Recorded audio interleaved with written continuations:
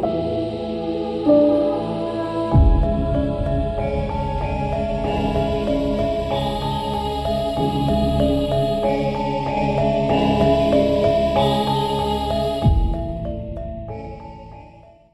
di Kota Tarim, di seluruh masjidnya.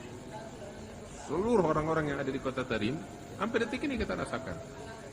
Itu dari sebelum maghrib, udah pada duduk di masjid, yang laki-laki ya. Yang perempuan siapin buka puasa di rumah.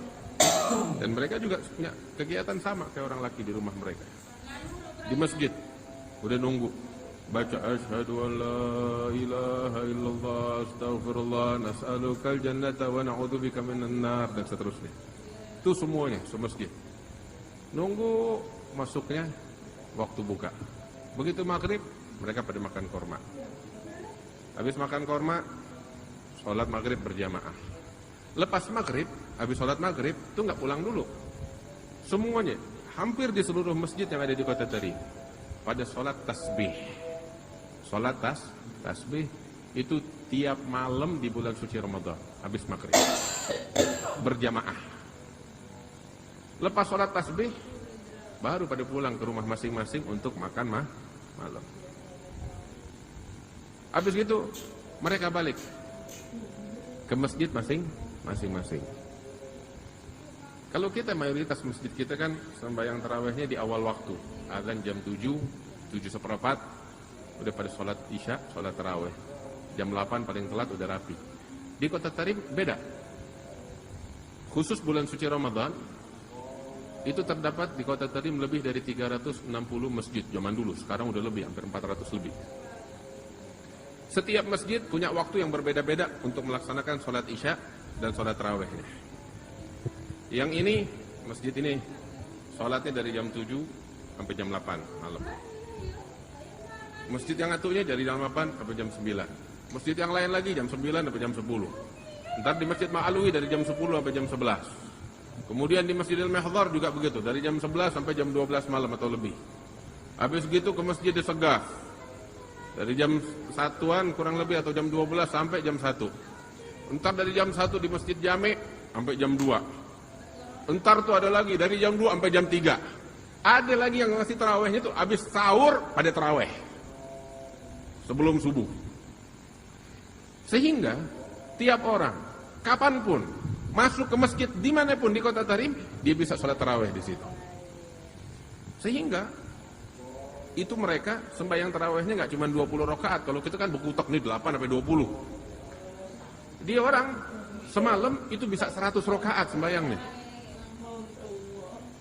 Bisa sembahyang 100 rakaat di masjidnya dia. Selesai, pindah ke masjid yang berikutnya 20 lagi. Selesai di situ, pindah lagi ke masjid yang berikutnya. Dan begitu semalaman suntuk. Kadang bisa 5 kali sembahyang tarawih, bisa sampai 6 kali. Di beberapa tempat seperti di Darul Mustafa, ya, sembahyang tarawihnya itu mulai dari jam 8 atau setengah 8 sembahyang isya. Rapi jam setengah 11. Lame banget, iya. Sembahyang tarawihnya tahu bagaimana? Baca Al-Quran 2 juz. Sembahyang tarawih baca Al-Quran 2 juz. Kita masih ngalamin. Tapi nggak berhasil. Nikmat yang baca siapa? Al-Habib Umar bin Muhammad bin Salim bin Hafiz. Wallahi, itu waktu kita menyaksikan orang-orang yang pada sholat di belakang beliau semuanya pada nangis mendengar bacaannya. Teringat bacaannya Rasulullah Sallallahu Alaihi Wasallam. Nggak seperti di dunia, nggak berasa tuh kaki capek. 17 hari hatam. Nah, begitu. Terus lepas sholat tarawih, nggak cuma baca doa pulang. Habis baca doa, ada gosidah-gosidah yang khusus hanya dibaca di bulan suci Ramadan. Nikmat luar biasa. Seakan-akan nanti di sorga. Nah, itu kegiatan mereka setiap malam. Entar habis sahur, mereka sahur di rumah, kemudian balik lagi ke masjid. Baca Al-Quran, tadarus. Tiap masjid ada yang menghatamkan Al-Quran 2 hari sekali, ada yang 4 hari sekali, ada yang seminggu sekali, begitu. Ya, sampai adzan subuh. Begitu adzan subuh, mereka sholat subuh berjamaah. Lepas sholat subuh berjamaah, baca wirid. Habis baca wirid Imam Al-Haddad dan wirid-wirid yang lain yang ada di Khulasatul Madad, mereka baca Al-Quran lagi sampai isyraq. Habis isyraq, ya mereka pulang pada istirahat sebentar. Jam 8 bangun, 8 pagi. Ngapain? Yang kerja pada kerja. Yang di pasar, yang di toko, yang di kantor, sampai zuhur. Zuhur mereka masuk ke masjid masing-masing. Itu masjid penuh. Khusus bulan Ramadan luar biasa, penuh. Pada sembahyang di situ. Lepas sholat, biasanya itu kantor, toko udah pada tutup. Mereka pada iktikaf sampai asar baca Quran masing-masing. Biasanya di masjid-masjid itu ada pengajian di sini, pengajian di situ. Entar asar di beberapa masjid tertentu, ya guru-guru besar pada ngajar di situ, seperti Al-Imam Al-Habib Salim bin Abdullah bin Umar Syatiri, sampai dekat maghrib. Begitu dekat maghrib kayak tadi lagi, nungguin maghrib sampai-sampai, buka puasa, sholat maghrib dan sholat tasbih sampai-sampai. Begini kebiasaan mereka. Kalau di Tarim tuh suara adzan isya itu kedengeran sampai mau jelang subuh, jelang sahur tuh masih ada adzan. Jadi adzannya nggak barengan. Ada yang jam misalnya gitu ya, awal waktunya 7:30, ada yang jam 7:30, ada yang jam 8, ada yang jam 8:30, ada yang jam 9, ada yang jam 10, ada yang jam 11. Heran saya pertamanya, ini kok adzan nggak kompak gini ya? Kenapa kayak orang Indonesia nih nggak kompak? Ternyata rupa-rupanya mereka di sana itu Bu ngerasa jangan sampai ada orang yang nggak terawih. Mungkin ada yang punya kesibukan di awal malam baru bisa longgar di akhir malam biar tetap bisa jamaah terawih gitu. Jamaah isya sama jamaah terawih. Oh, saya ngerti deh tuh. Ibu-ibu sekalian, tapi satu hari abang saya cerita, dia karena tahu masjid itu terawihnya nggak barengan, dia suka nyoba-nyoba. Taran dia ikutan, malam ini dia terawih ikutan yang jam 9, besokannya lagi dia ikutan yang jam 11, tar besokannya lagi dia ikutan yang jam 12, kayak gitu. Satu hari dicerita sama saya, dia bilang ya ampun orang sini ya, aduh nih kayaknya surga diborong orang sini semua nih. Nih kayaknya orang Indonesia kalau masuk surga emperan nih dapatnya nih, emperan. Saya bilang, "Emang kenapa gitu, Kak?" Dia pun cerita, dia bilang, "Saya kan kemarin tuh ikutan sholat tarawih yang jam 10. Malam ini saya ikutan tarawih yang jam 12. Dia bilang sebelumnya saya ikutan tarawih yang jam 8. Saya ketemu sama orang-orang yang waktu saya sholat tarawih jam 8 dia juga ada. Waktu saya sholat tarawih jam 10 dia juga ada. Malam ini saya tarawih di jam 12. Di antara segitu banyak makmum penuh masjidnya, dia juga ada gitu." Saya tanya sama dia, "Kok kebenaran banget ya? Kebetulan banget gitu. Saya malam ini tarawih di sini, kamu juga tarawih di sini. Yang kemarin saya tarawih yang jam 10 kamu juga ada. Yang sebelumnya saya tarawih yang jam 8 kamu juga ada." Dia jawab, "Iya emang, yang ini juga saya habis dari yang jam 8.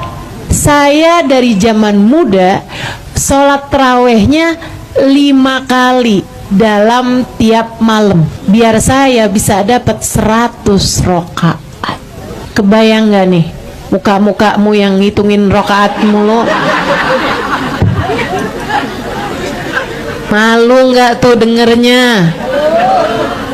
Ya Allah bu, ya Allah, ya Allah." Bahwasanya Rasulullah sallallahu alaihi wasallam telah bersabda, "Syahrul Ramadhana syahrun kataballahu alaikum siyamah."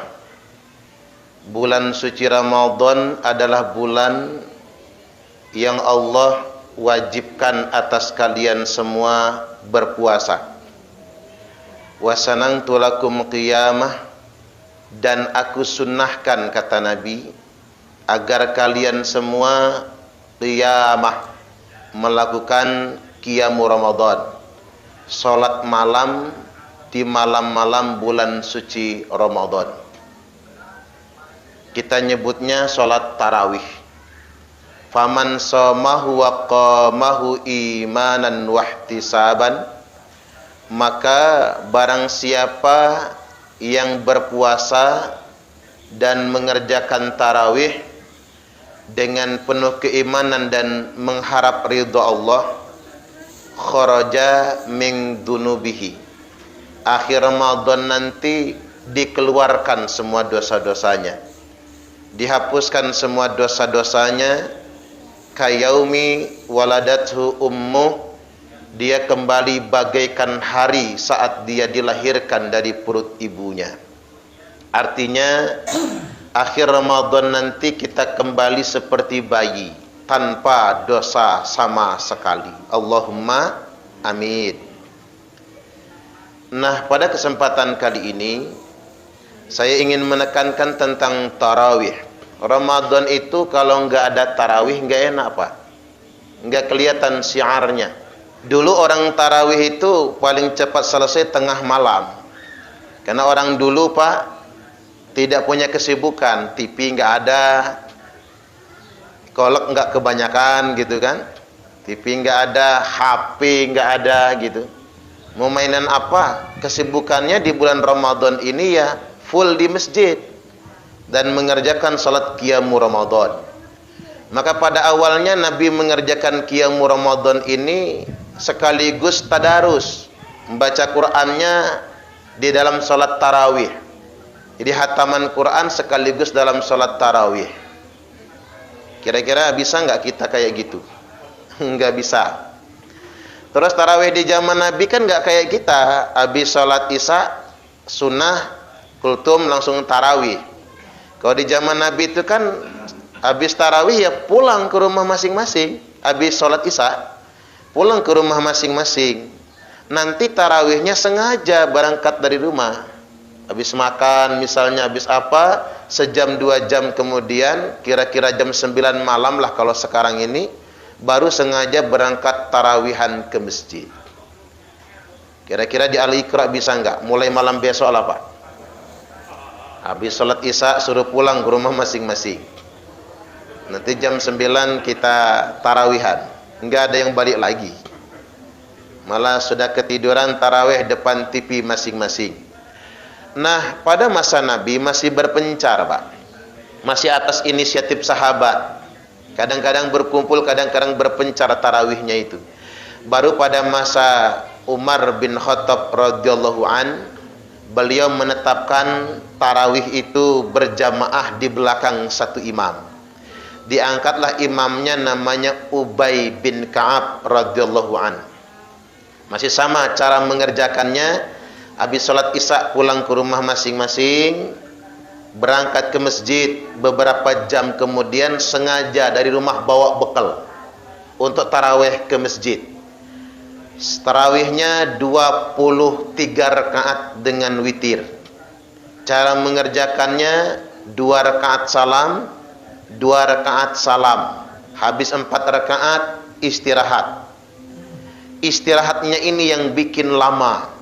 Karena istirahatnya itu bisa sambil makan. Ibarat kata kalau bawa kopi, ngopi dulu. Kalau ada cendol, nyendol dulu.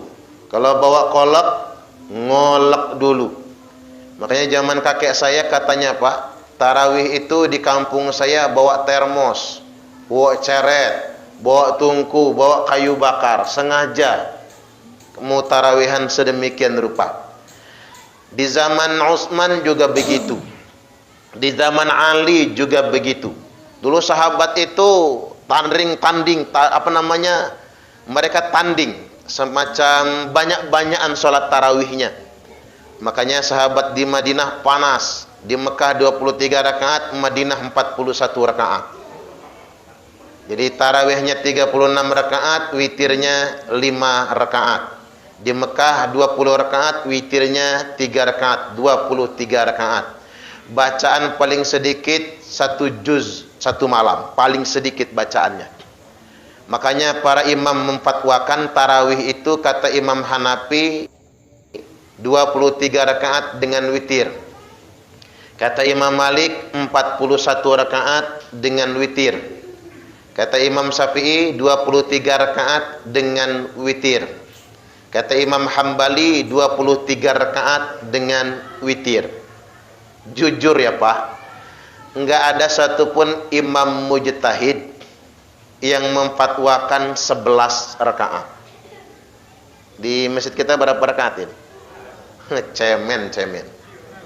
Masjid saya 11 juga. Cemen juga ya Pak. Iya, daripada bubar. Cuman kan saya nggak menyalahkan tuh. Nggak ada satupun imam mujtahid yang memfatwakan 11. Tapi boleh 11.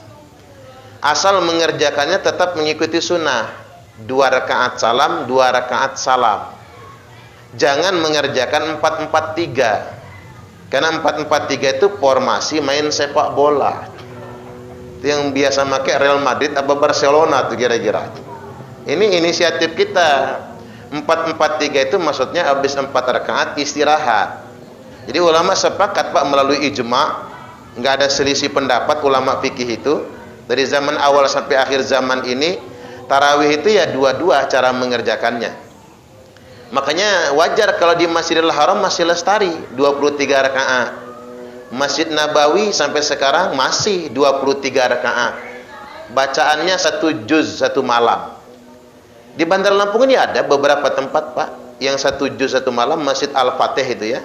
1 juz 1 malam itu. Malah yang 4 juz 1 malam itu di Masjid Al-Kiram itu kalau nggak salah ya.